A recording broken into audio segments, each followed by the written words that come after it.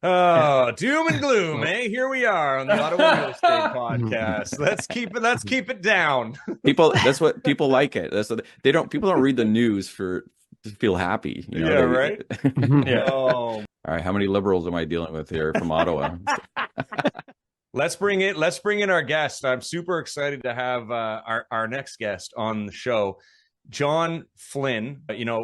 A lot of our viewers have, you've been commenting that you'd like to have John on our show for a while just because you love his content. He's on YouTube and he's on Twitter very aggressively, or X, I should say, at John Flynn RE Stats on Twitter. I follow him religiously. He is the broker of record of Flynn Real Estate in the Niagara region.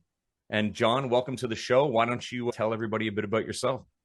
Yeah, thanks for having me on. John Flynn. I'm just an average realtor here in the Niagara region. And I like to give my opinion on the real estate market, and I focus on, home ownership with end users and families and affordability. And I'm pretty outspoken about things, I guess, because I can be. I'm just laughing when we were talking about your permits there, because in Niagara, we get these conditions and offers sometimes saying that any work was done with permits and stuff. Yes. And we laugh and we say, what's a permit? Like nobody gets permits around here. Well, yeah, and I just went through it on a deal too, where the buyers wanted a permit for the deck. They didn't need a permit for the deck because it wasn't attached to the house and it was below 2 feet. And it became this big ordeal. We had to get all the paperwork and make sure that they understood that legally they didn't need a permit. But now I went and did I'm about to do another listing, and they did a ton of renovation. I'm like, do you have the permits? I'm like, just in case someone asks again. Because I have a feeling it's going to become more of a thing now. We push back. I think it's also now because we were talking about, homes are sitting a little longer than they were previously. So buyers are being a little more analytical. Cautious. They're putting in more conditions, they're more cautious. Greg, we've talked about people putting in offers and then just walking away, like just doing their inspection and be like, yeah, no, we're not interested. Just walking away from deals. Like it's seems to be happening more often. So I think that probably plays into it as well. They're just being over analytical. Like, well, what about the permits? Eh? Like, just trying to find something a way out. Are you seeing that, John? Are you seeing a lot of people just kind of walking away from deals lately? So what I've seen in the last week, and I posted this on my X, was we had offers come in that first offer comes in, regular negotiation, price. We sign back, and the buyers both walk, two of them within like a day or two of each other. So the buyers are they're being a lot more picky because they can be, and this is long overdue, right? It's time the buyers had a little control. They don't have all the control, but they still have a little bit in certain markets. There was something really interesting that you said a while ago. I mean, there's a lot of information, but you were talking about back to the 2017 prices in one of your posts. And the number, correct me if I'm wrong here, the number that you said, there was only a difference, I guess this was in Niagara, of $50,000? So no, this was national prices. National prices. Okay. Yeah. So this is the national average in Canada. And again, it's hard to like put stuff out on Niagara because people are like, yeah, who cares about Niagara? Like, tell me Toronto, right? So then then if you go Toronto, people are like, well, Vancouver is different. Well, so it was the national. So that was the national. Okay. So we got down to in January 2023, which of course the winter is always the low point, right? We were down to $612,000 for the national average residential price. And in 2017, at the peak, now this was at the peak in 2017, which 2017 was a stellar year in Canada. We were up to, I'm just trying to remember, it was $53,000 off. So $559 we were at. So we had a $53,000 difference, if the math's correct there, but it was a $53,000 difference between 2017 and last year. So people when they think you're crazy, it's never going to go, it's only going to go up. Well, no, we were close. Much. And $50,000, we do that in a month sometimes. Right. So that, okay. And that was, I wanted to bring this in here because when I heard you say that, I had this idea in my head, you know what, I'm going to look at a neighborhood in Ottawa and I'm going to take townhomes, 3-bedroom townhomes with a finished basement as like my test group.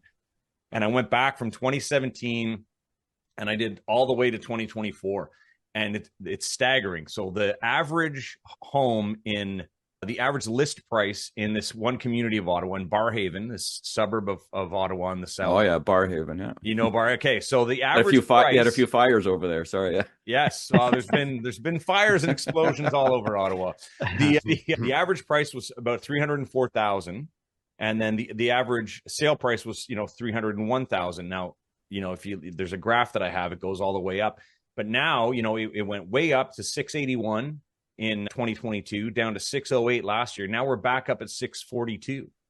So that's that's more than double in those 7 years for that one community. And I imagine it's similar in a lot of suburbs in most cities. So when I hear that $50,000 difference Canada wide, it doesn't seem that substantial, but when you get down into your specific neighborhoods, it changes dramatically. Yeah. Right? And I look at the rallies, right? I posted this, I have it in front of me right now, so I can quote it. So like the national rallies, that they're like $100,000 rallies in seasons. And in 2017, we were up 89 and then down 87. And we went up 119,000 in 2020, and then 2021, 113,000, then $154,000 rally to the peak. And then we dropped 187,000 starting in March 2022. And then we went up $117,000 last year, or maybe it was just last spring.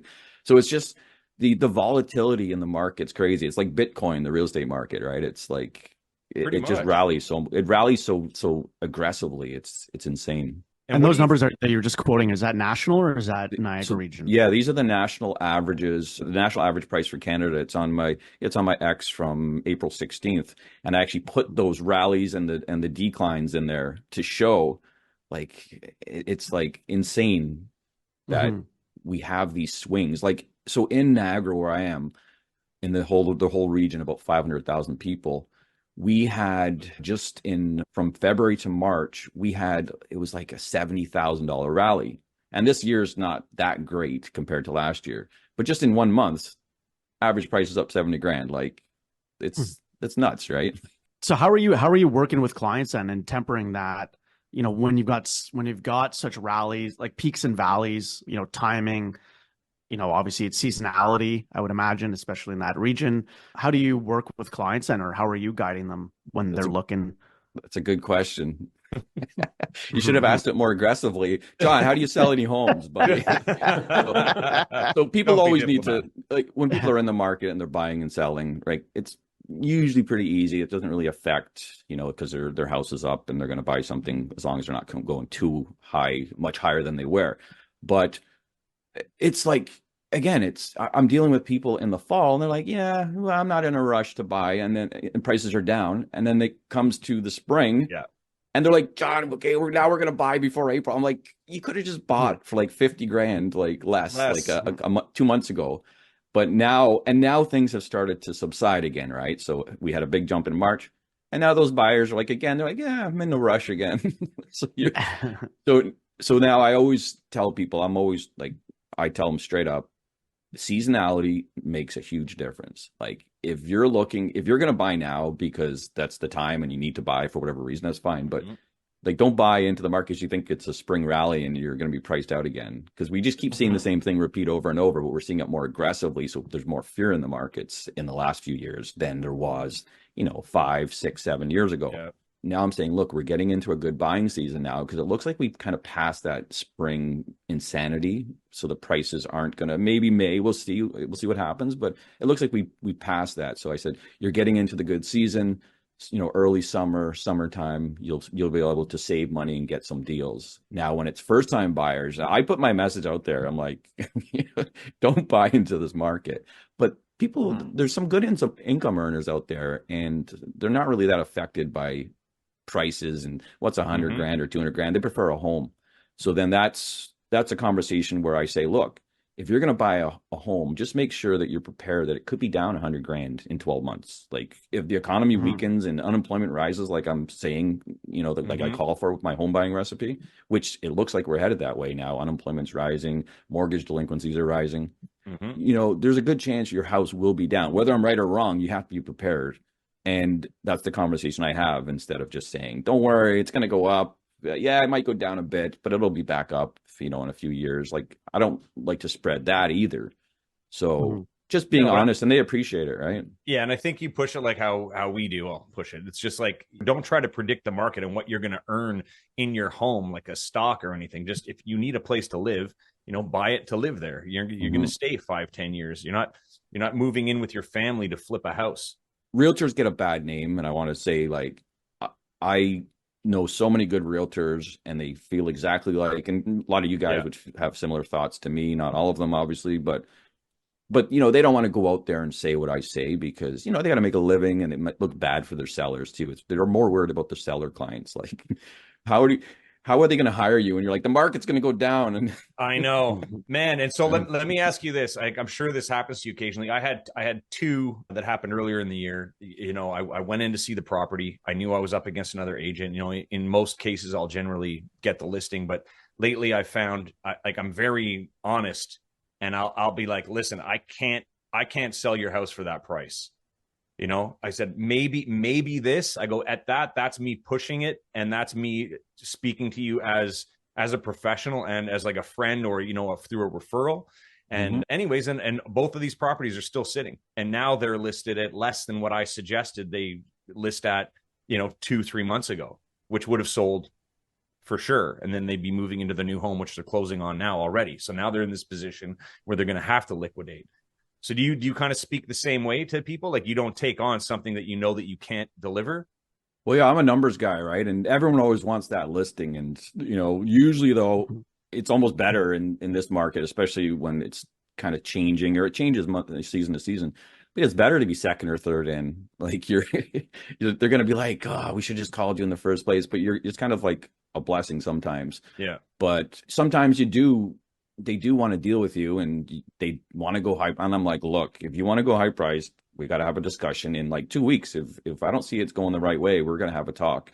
And that's the way it is. Like, yeah, they have to be. And sometimes they're just not realistic and whatever. And you just have to go through the paces, just like buyers, you got to go through the paces with them. I don't blame them for not trusting everything someone else says, especially some commission-based person. Like, sure, that's fine. But yeah, with listings, I've seen a few where I'm better. I've come in second or like after the fact, and then it's like an easy sale because they're already beat down and they're like realized what the market has told them. So, John, you're probably the same way as me, where it's like, when it comes to October, November, December, and you've got people ready to buy, you're just like, guys, like, this is the time, start doing it. And most of them won't. No. You'll get a couple that'll be super happy, but most of them sit and wait because they'll see a house. They're looking for that perfect house that may or may not come available, whether it's November, whether it's May, but then they're paying more come springtime, more competition, more product, but whatever. What happens is, they see it sitting in November, and they're like, well, it's probably going to go lower. I'm not going to buy it now. It's going to be less. And the spring comes and it's the opposite. I always give the old, I always refer to Bitcoin because it's so widely known between younger people and with the market. And people say, well, when prices go down, like you're saying, John, then the investors are just going to buy them up. And I'll say, yeah, just like the investors bought Bitcoin when it was $16,000 US, right? Like, they didn't want to touch it when it goes so low, and then when it goes high, everyone wants to buy it. But yeah, I remember I was going to buy a Bitcoin when it was 20 grand. So when it goes to 20, I'm buying it. It went to 20. I'm like, I'm not touching this. It's going lower. The builds that are supposed to happen over the next couple of years that the government so graciously offered Canadian citizens, the 15,000 or 1,528 homes per day, meaning 68 homes to be built per hour in the city. And that's like 24 hours a day, nonstop working, no breaks, no holidays, no nothing. So, I just think it's important to get your comments as a professional and very outspoken on what you think of this plan and where you think that's going to go or start or end. All right. How many liberals am I dealing with here from Ottawa? I'm just kidding. So, you know what? So many people from Ottawa have commented on my videos, like in the past when I do the statistics across the country, and sometimes Ottawa wouldn't be ready depending on the time of the month because I don't have access to it, which will change because it's going to be Prop TX. I don't know if you guys are in that. I heard about it. Yeah, but you guys are going to be part of the TREB system soon, which I'm part of too, but we have a different system in Niagara. But so with regards to the house build, like, it's all politics, right? They cannot change the cycle. They recently tried to change one of these cycles. Now it was a natural cycle. I think, where was it, in Dubai with the rain? Mm-hmm. What happened? There was flooding in the streets. So now I'm looking again. I posted recently at one of my charts on X here, and it's total housing starts by year in Canada, and they're linked to the recessions, right? And again, it's cyclical, just like the economy's cyclical, and they're doing everything they can to stop, the worst from happening, or the cycle from playing out on their watch, because it's a political move. So there's actually less housing starts than there has been in the last couple of years. So they're declining. So we saw them go through their cycle, and it looks like we reached our peak in 2021 for housing starts, and we're now declining. So we're on is it going to go back up? Well, I don't know, because they always coincide with recessions. And so he's fighting like an uphill battle at this point, and I just don't see it working out. I think at best case scenario, with all this money they're pumping in, they might be able to maintain some sort of 200,000 units per year, but I don't see it. I don't see them boosting it to 552,000 per year. Oh, doom and gloom, eh? Here we are on the Ottawa Real Estate Podcast. Let's keep it down. That's what people like it. People don't read the news to feel happy. Right?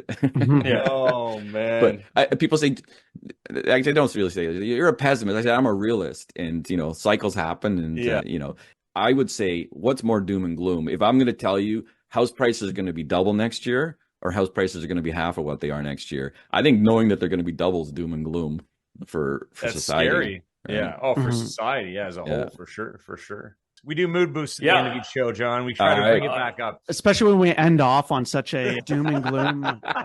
Sorry, guys. That's great.